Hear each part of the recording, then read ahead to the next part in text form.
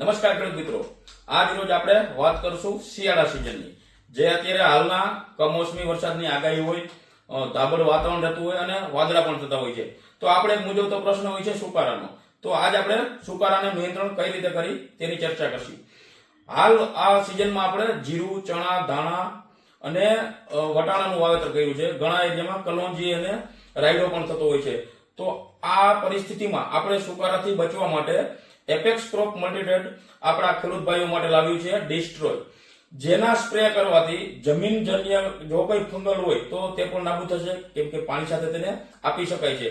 અને જો પ્રશ્ન નથી સુકારાનો તો એડવાન્સમાં આપણે તેનો સ્પ્રે કરી શકાય છે.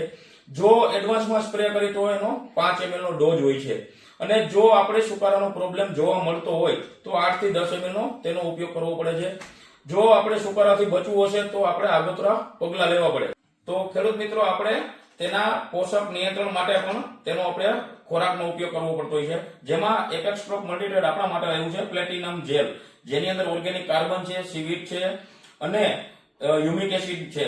તેમજ તેની અંદર એટોનિક, નાટકા, 6BA, ફુલવિક એસિડ અને એમિનો એસિડ પણ છે. જેથી કરીને છોડને આ ખરાબ પરિસ્થિતિમાં પણ તેને સારું એવું છોડને જીવાડી રાખશે અને ટકાવી શકશે, જેથી કરીને છોડ ગ્રીનરી અને લીલોછમ રહેશે.